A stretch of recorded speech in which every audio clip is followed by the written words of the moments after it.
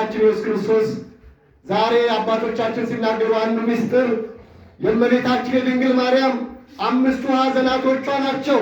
እመቤታችን ቅድስት ድንግል ማርያም አምስቱ ሐዘናቶቿ፣ ከአምስቱ ሐዘናቶቿ አንዱ ሁለቱ ዛሬ የተከሰቱ ናቸው። እመቤታችን አንድያ ልጇ ባይተዋር ተደርጎ በመስቀል ላይ ሲሰቀል ከመስቀሉ ፊት ለፊት ቆማ የደም እንባ ታነባ ነበረ። እንደዚሁ ደግሞ ዮሐንስ ፍቁረ እግዚእ የተባለው ቁጥረ ገጽ የተባለው እኮ ከዛሬ ከስቅለት ቀን የተነሳ እኮ ነው። ዮሐንስ ከስቅለት ቀን ጀምሮ አንድ ቀን ሳይስቅ አንድ ቀን ፊቱ ሳይፈካ አረፈ። ስቃዩን ፊት ለፊት ሆኖ ያይ ነበረ።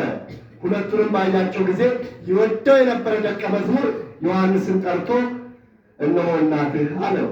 እሷንም እነሆ ልጅሽ አላት። ይሄ መስቀል ቃል ነው። ዛሬ እናት ያገኘንበት ቀን ነው። የመስቀል አደራ የተቀበልንበት ቀን ነው። እናታችን ቅድስት ድንግል ማርያም የመስቀል አደራችን ናት። ዮሐንስ የሰው ልጅ ሁሉ ተወካይ ነው። አንድ ሽልማት የሚሰጠው አንድ ስጦታ የሚሰጠው ለኢትዮጵያ ነው፣ ለአንድ ሀገር ለአንድ ሰው ተወካይ ነው። በተወካይ አማካኝነት ነው። ዛሬም ተወካይ ዮሐንስ እመቤታችን የተቀበለበት ቀን ነው። አብይ ጾም የመጨረሻው ሳምንት ዘጠነኛው ወይም ከሆሳዕና ቀጥሎ ያለው ሳምንት ሰሞነ ሕማማት በመባል የሚታወቀው ሳምንት ላይ ከሰኞ ጀምሮ እንዳያችሁት እያንዳንዱ ቀን ስያሜ በመስጠትና በእያንዳንዱ ስያሜ መሰረት የጌታችን መከራውን፣ ግርፋቱን፣ ስቃዩን፣ ጸወትወ መከራውን እያሰብን በስግደት በጸሎት በመንፈሳዊ ሁኔታ የቆየንበት ሳምንት ነበረ። ሳምንቱ ታላቅ የበረከት ሳምንት፣ የመባረክ የመቀደስ ዲያብሎስ በፍጹም የታሰረበት፣ ሁላችንም ደግሞ በደስታ ወደ እግዚአብሔር የቀረብንበት፣ ነፍስ ዋጋዋን ያገኘችበት፣ ነፍስ የጠገበችበት ታላቅ ሳምንት ነበረ ሳምንቱ። በዚህ ሳምንት እንግዲህ ቅድም እንደተነገረው ሁሉ በምንባቡ ከግብረ ሕማማቱ እንደሰማችሁት ተገቢ የሆነውን ሊቃውንት አባቶቻችን ክብር ምስጋና ይድረሳቸውና እንዴት ባለ መልኩ የጌታችን የኢየሱስ ክርስቶስን መከራ በሰሙነ ሕማማት በግብረ ሕማማቱ እንዴት አድርገው እንደሰሩት ኦሪቱንና ሐዲስ ኪዳኑን በአንድ ላይ አሰናስለው አገናኝተው ምቹ አድርገው ኦሪትንና አዲስ ኪዳንን ብሉይንና አዲስ ኪዳንን በ5 ቀናት ውስጥ አዘጋጅተውልን በሚገባ ስንማር የቆየንበት ነበረ። ዛሬ የመጨረሻ ማጠቃለያ ነው። የዛሬ ዕለት የጌታችን የኢየሱስ ክርስቶስ የዛሬ 2018 ወይም ደግሞ ከዛ ጊዜ ጀምሮ የዛሬ 2018 ጌታችን ኢየሱስ ክርስቶስ በአይሁድ እጅ ከተንከራተተ ከተንገላታ በኋላ መከራን የተቀበለበት ዕለት እንደሆነ እንደዚሁም ደግሞ ግርፋቱን፣ ስቃዩን፣ መከራውን እያሰብን ክርስቲያኖች ስለ ስቅለቱን እያሰብን ክርስቲያኖች የምንውልበት ቀን ነው። በዚህ ዕለት እውነት ነው። ይሄ ዕለት ለምን አስፈለገ? ለምንድን ነው ዓርብ ያስፈለገው? ዕለተ ዓርብ ለምን አስፈለገ? የጌታችን የሥነ ስቅለት ለምን አስፈለገ በምንልበት ጊዜ ታላቁ ምስጢር ሊሆን የሚችለው ምስጢሩ ምንድን ነው? የሥነ ስቅለት ምስጢር ምንድን ነው? ጌታ ሰማይ ላይ ሆኖ ዳኑ ማለት አይችልም ነበር ወይ? ማዳን አይችልም ነበር ወይ? ወደዚህ ምድር ለምን መጣ በምንልበት ጊዜ በአዳም ምክንያት መጀመሪያ በአዳም ምክንያት ወደ ዓለም የገባው ኃጢአት ሞት በአንድ ሰው በኩል ወደ ዓለም ገባ። ይህ በአንድ ሰው የሰው ልጅ ሁሉ ተጠሪ የሆነው የሰው ልጅ ሁሉ አባት የሆነው አባታችን አዳም የመጀመሪያው ሰው ፍጥረታዊው ሰው አዳም የበደለው በደል በሱ ምክንያት የገባው ሞት ወደ ዓለም ይህንን ሞትና ይህንን ኃጢአት ለማስወገድ። ምክንያቱም በብሉይ ኪዳን ዘመን ብዙዎች በአዳም በኩል የገባውን ኃጢአትና ሞት ለማስወገድ ጥረት ተደርጓል። የመጀመሪያው ጥረት የነበረው በዚያን ዘመን ሌዋውያን ካህናት በዘሌዋውያን መጽሐፍ እንደተጻፈው መስዋዕት አቅርበዋል። የእንስሳት ደም ፈሷል። የእንስሳት ደም እንደ ጅረት ለእያንዳንዱ እስራኤላዊ ለኃጢአቱ ምትክ የሚሆን በግ ቀርቦለታል። ያ የፈሰሰው ደም የበጎች ደም፣ የፍየሎች ደም፣ የእንስሳት ደም ከኃጢአት ሁሉ ሊያነጻ አልቻለም። የሰው ልጅ በአዳም ምክንያት ወደ ዓለም የገባው ኃጢአት በእንስሳት ደም ሊወገድ አልቻለም። በፍየል፣ በበግ፣ በእንስሳ ደም ሊወገድ አልቻለም። ይህም ብቻ አይደለም። በወቅቱ ይሄ መስዋዕት ጊዜያዊ የሆነ ደህንነት አምጥቷል። ጊዜያዊ የሆነ ለውጥ አምጥተዋል። ከለምጻቸው ነጽተውበታል። ከበሽታቸው ድነውበታል። ነገር ግን ሕሊናን ነፃ አያደርግም ነበረ። ቅዱስ ጳውሎስ በዕብራውያን መልእክቱ በምዕራፍ 9 እንደተናገረው የእንስሳት መስዋዕት ሕሊናን ነፃ አያደርግም፣ ፌድ ያደርጋል። ዘንድሮ የቀረበው ደም ለዓመት ድጋሚ ደም ያስፈልጋል። ስለዚህ የእንስሳት ደም አዳማዊ ኃጢአትን ሊያስወግድ አይችልም። ይህም ብቻ አይደለም። ምናልባትም ብለው አበው ጾመዋል፣ ጸልየዋል። ምንድን ያለው? ከነቢያት አንዱ ታላቁ ነቢይ ኤርምያስ ጽድቃችን እንደ መርገም ጨርቅ ተቆጠረብን አለ። ይህን ያለው ምክንያት ምንድን ነው? ነቢያቱ ጮኸዋል፣ አበው ጮኸዋል፣ ጾመዋል፣ ጸልየዋል፣ ወድቀዋል፣ ተነስተዋል። ነገር ግን አዳምና ልጆቹን አሁንም ሊያድኑት አልቻሉም። በወቅቱ ግን መጠነኛ ለውጥና ጊዜያዊ ደህንነትን የነቢያቱ ጸሎት፣ የአበው ጸሎት በወቅቱ ለእስራኤል ዘነፍስ ለእስራኤል ዘሥጋ ጊዜያዊ ለውጥን አምጥቷል እንጂ ፍጹም ደህንነትን አላመጣም። አሁንም እንደዚሁ እግዚአብሔርን ያስደስተዋል፣ እግዚአብሔር አምላክ ይደሰታል ብለው በሐር የተጨመጨመ በዝግባ ያማረ በወርቅ የተንቆጠቆጠ እጅግ ውብ የሆነ ቤተ መቅደስ ሰርተው በዛ ቤተ መቅደስ ውስጥ አምልኮና ሥርዓት ፈጽመዋል። በዛ ቤተ መቅደስ የነበረው አገልግሎት ሲነቅፍ፣ ስለዚህ መጀመሪያ ራሳቸው መቅረብ እንዳለባቸው ሲናገር ምንም እንኳን በዚያን ዘመን ወደዚህ ቤተ መቅደስና ወደዚህ ቦታ ዓይኖቼ በዚህ ይሆናሉ ብሎ ለሰለሞን የተናገረ ቢሆንም ነገር ግን ምንድን ያለው? እኔ በእጅ በተሰራ ቤት ውስጥ አላድርም፣ ሰማይ ዙፋኔ ነው፣ ምድር የእግሬ መርገጫ ነው ብሎ ነገራቸው። በዛም አልተደሰተም፣ በሚያምረው ቤተ መቅደስም አላስደሰተውም። ይሄ ሁሉ ተደርጓል። የሰው ልጅ ጥረት አድርጓል ከአዳማዊ ኃጢአትና ነፃ ለመውጣት፣ ኃጢአትን ለማስወገድ፣ ኃጢአትን ለመቅጣት። እኔ በጣም የሚገርመኝ ለካስ በአዳም ምክንያት የገባው ኃጢአት ፍጡር አይቀጣውም ነበረ። በፍጡር አይቀጣም፣ በፍጡር የሚቀጣ አይደለም። ስለዚህ በፍጡር የማይቀጣ ስለሆነ ፍጡር ሊያስወግደው ስለማይችል ዮሐንስ ወንጌላዊ እንደተናገረው ነዋበርኩ ለእግዚአብሔር ዘያትታዳት ዓለም፣ እነሆ የዓለምን ኃጢአት የሚያስወግድ የእግዚአብሔር በግ አለ። ይገርማችኋል እኮ 46ቱ የብሉይ ኪዳን መጽሐፍት 46 ናቸው አይደለም እንዴ? 46ቱ የብሉይ ኪዳን መጽሐፍት በአንድ አረፍተ ነገር ይጠቀለላሉ። እንዴት ነው 46 መጽሐፍ በአንድ አረፍተ ነገር የሚጠቀለለው? ምን ይላሉ? 46ቱም መጽሐፍተ ብሉያት የብሉይ ኪዳን መጽሐፍት እንዲህ ይላሉ በአንድ አረፍተ ነገር ሲጠቀለሉ። የመስዋዕቱ በግ ወዴት ነው? ጥያቄ አረፍተ ነገር። የመስዋዕቱ በግ ወዴት ነው? ፍለጋ ነው እኮ አልተገኘም። ሐዲስ ኪዳን ደግሞ 35ቱም የሐዲስ ኪዳን መጽሐፍት ደግሞ ምን ይላሉ? በአንድ አረፍተ ነገር ሲዘጉት እነሆ የዓለምን ኃጢአት የሚያስወግድ የእግዚአብሔር በግ ይላሉ። በጉ ተገኘ ማለት ነው በአዲስ ኪዳን። ስለዚህ በሺዎችና በሚሊዮኖች ሲታረዱ የነበሩ በጎችን ላያዳግም ለአንዴና ለመጨረሻ ጊዜ በገዛ ደሙ ሊቀ ካህናት በዓመት አንድ ጊዜ በእግሩ ላይ ምን ታስሮበት ገመድ ታስሮበት ወደ ቅድስተ ቅዱሳን ለራሱና ለሕዝቡ ለማስተስረይ ምን ያደርግ ነበረ? የመስዋዕቱን ሊያቀርብ ደም ይዞ ይገባ ነበረ ለሕዝቡና ለራሱ።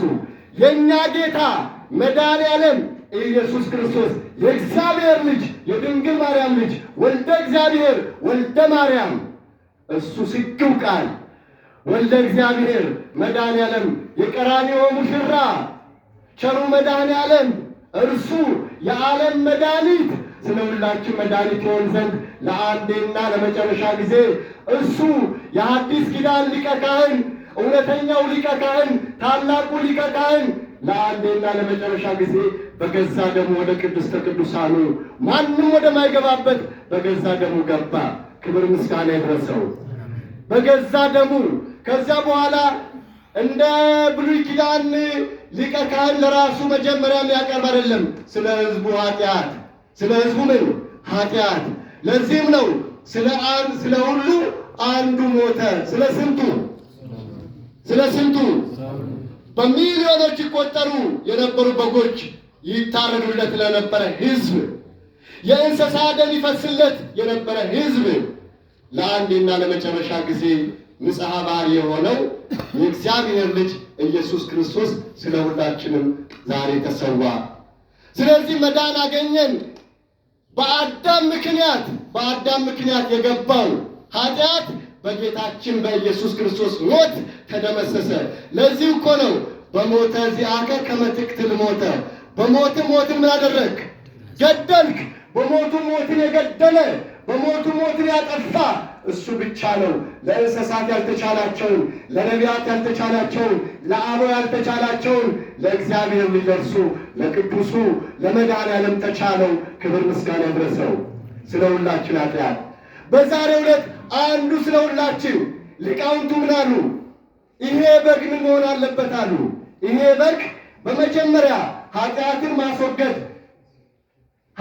ማስወገድ ካለበት የአዳምን ኃጢአት የሚያስቀር ከሆነ ማሟላት የሚገባቸው ነገሮች የመጀመሪያው ይህ በግ አምላካዊ በግ። ምን አይነት በግ? አምላካዊ በግ። እንደዚሁ ደግሞ ይህ በግ ምን መሆን አለበት? በሁለተኛ ሰው መሆን አለበት። እንደገና ይህም ብቻ አይደለም፣ አምላክ መሆን ብቻ አይደለም፣ ሰው መሆን ብቻ አይደለም። በሶስተኛ ደግሞ ንጹሕ መሆን አለበት። ምን መሆን አለበት? ንጹሕ መሆን አለበት። በኦሪት ላይ የሚቀርቡ በጎች ዝም ብሎ በግ እኮ አይቀርብም እኮ።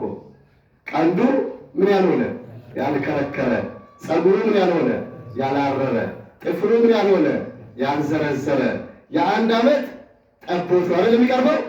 በጣም ጥንቃቄ ያለው በጥንቃቄ ነው የሚቀርበው ለመስዋዕት። ዝም ብሎ የገፈገፈ ሙኩት በግ አይቀርብም። የሚቀርበው ጠቦት ነው፣ ንጹሕ የሆነ ነው የሚቀርበው።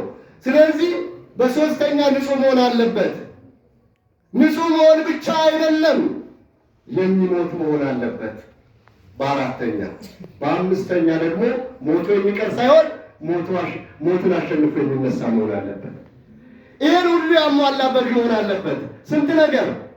5 ነገር የሰው ልጅ ለማዳን ኢየሱስ ክርስቶስ እነዚህን 5ቱ ነገሮች አድርጓል፣ አሟልቷል። ስለዚህ የአዳምን ኃጢአት ለአንዴና ለመጨረሻ ጊዜ በቀራንዮ የነበረውን እብነ ሩካብ ሰርዞ አዳም የዲያብሎስ ወንድ አሽከር፣ ሔዋን የዲያብሎስ ሴት አሽከር ተብሎ እኛ የዲያብሎስ አሽከር የነበርነውን ዛሬ ያንን እብነ ሩካብ አጥፍቶ ጎልጎታ በተባለው በዛ የራስ ቅል በሆነው የአዳም የራስ ቅል ባለበት በማዕከለ ምድር ጌታችን ኢየሱስ ክርስቶስ ተሰቅሎ በመጀመሪያም ዳዊት እንደተናገረው እግዚአብሔር አምላክ በምድር ማዕከል መድኃኒት አደረገ እንደተባለው ሁሉ ዛሬም ለመድኃኒት ለእኛ መዳን ይህን ሁሉ አደረገ።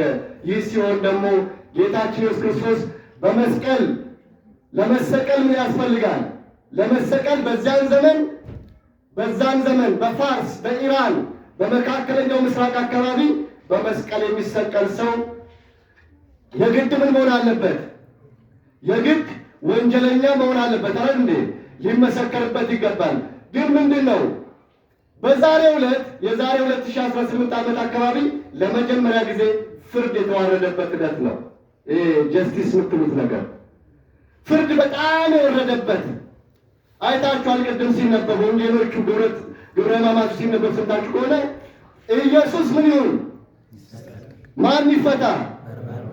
በርባን እኮ ማለት በየማረሚያ ቤቱ አስቸግሮ በየወህኒ ቤቱ ቀይ እየገባበት ከአንዱ ወህኒ ቤት ሌላ ወህኒ ቤት ከአንዱ ወህኒ ቤት እስረኛን የረበሸ መከራ ያሳየ ነው ይመስለኛል። ግድላችሁም እስረኞች ከዚህ ሰው እንገላገል ብለው ነው መሰለኝ እየደበደበ ስላስቸግራቸው ይፈታ ብለው ያሉት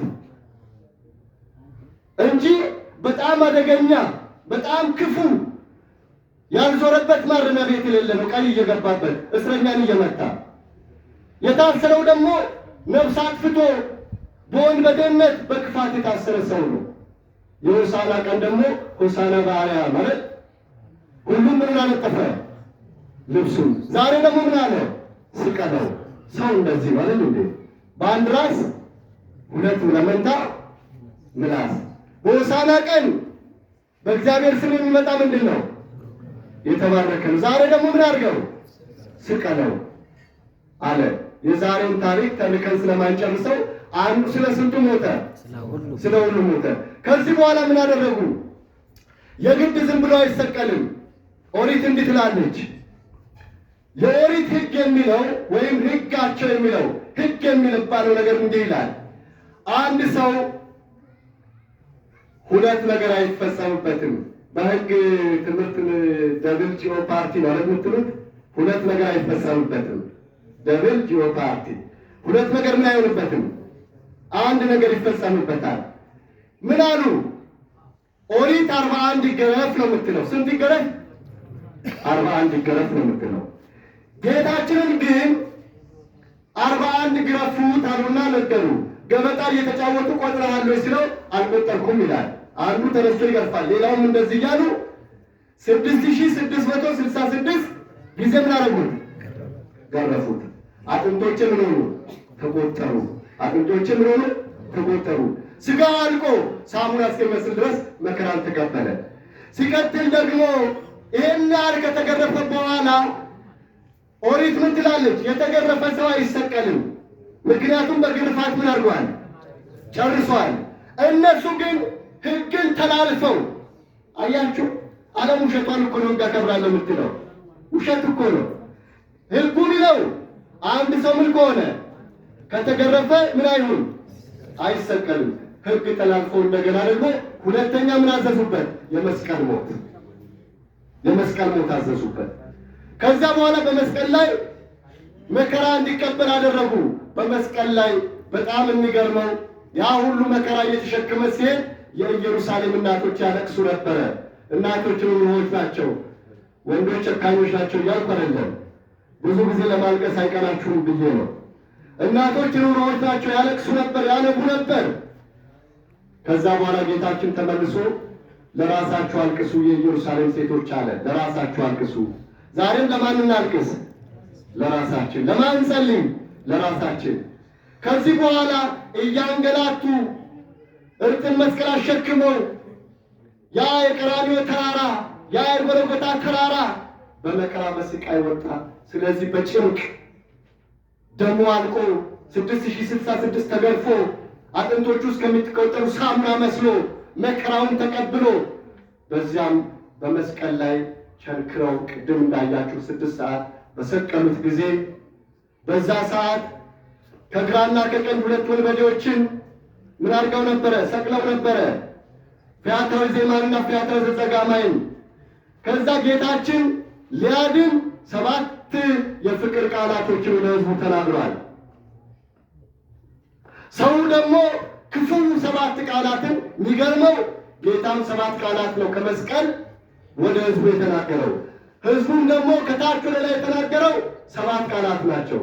የሚገርመው ከምድር ወደ ላይ ወደ መስቀሉ የተነገሩት ሁለት ነው ሶስት ሁለት ቃላት ብቻ ናቸው መልካም፣ አምስቱ ክፉ ቃላት ናቸው። ከመስቀል ግን ሰባቱም የመዳን ቃል ናቸው። ጌታችን ሲናገር መጀመሪያ ወዲያውኑ የሚያደርጉትን አያውቁምና ይቅር በላቸው፣ የሚያደርጉትን አያውቁምና ይቅር በላቸው። እስኪ ከፍ ባለ ድምፅ ይቅር በላቸው በሉ እስኪ።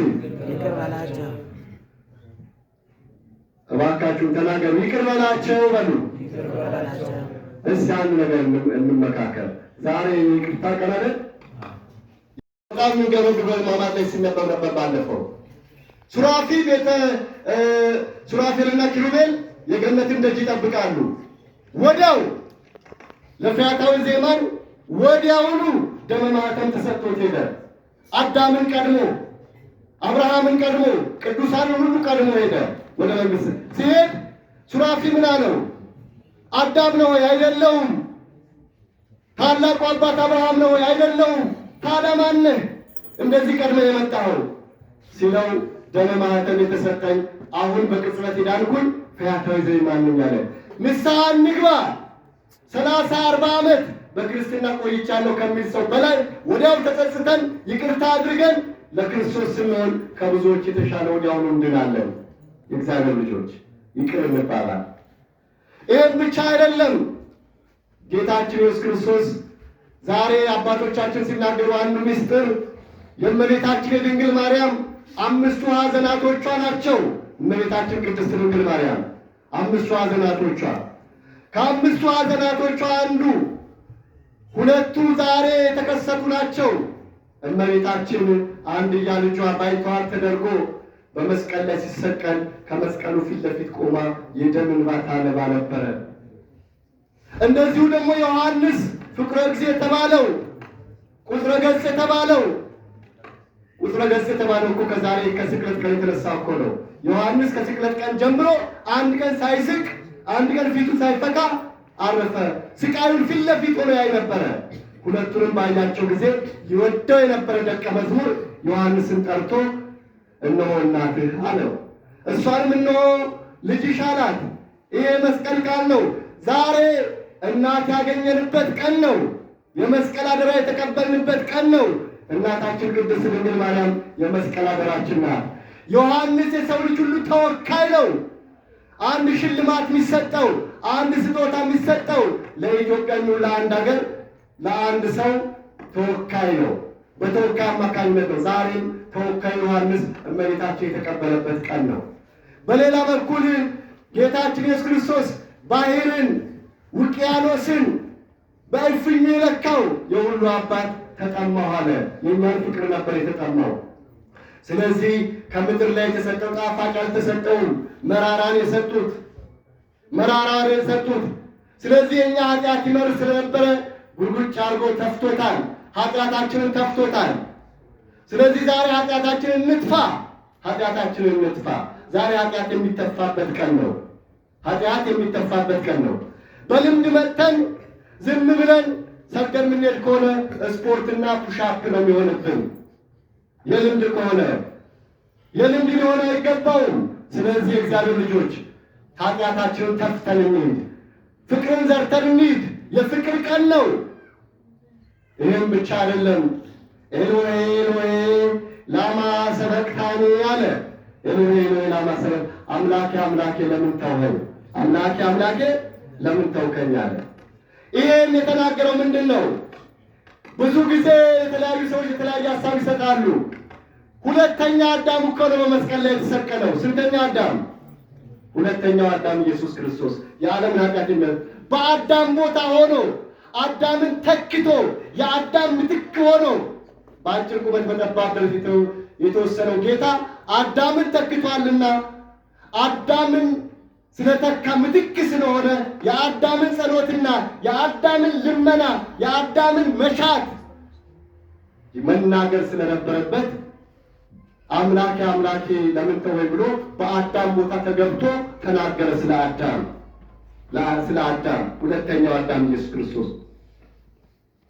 የስድስተኛ የነበረው በመጨረሻም ነፍሴን አደራ በእጅህ ምን አደርጋለሁ እሰጣለሁ አለ ብሎ ነፍሱን ቅድም ዘጥዕመ የተባለው ዘጥዕመ እንደተባለ ሞት የማይሞተው ሞትን ቀመሰ። ሞትን ምን ያደርግ ዘንድ ይሽር ዘንድ ሞትን ምን ያደርግ ዘንድ ይሽር ዘንድ። ምክንያቱም ኃጢአት ሞት መግደል ስላለበት ሞትን ይገድል ዘንድ በሥጋ ሞተ። ሲቀጥል እንደገና ደግሞ በመጨረሻ ራሱን ዘንበል አድርጎ ሁሉ ተፈጸመ ብሎ ፍጻሜ ያደረገ። ተፈጸመ ያለው ምንድን ነው? ተፈጸመ ያለው በአጠቃላይ ከብሉይ ኪዳን ጀምሮ እስከ እርሱ ድረስ ያለው የመዳን ነገር ከሱ በላይ ጽድቅን ከሱ በላይ ማዳን የሚያደርግ ነገር የለምና ደህንነት ተከናውኗል፣ ኑሩበት፣ ተፈጸመ ብሎ ሁሉንም ጨረሰ። አንዱ ስለ ሁሉ ሞተ። ይቆየው ስመት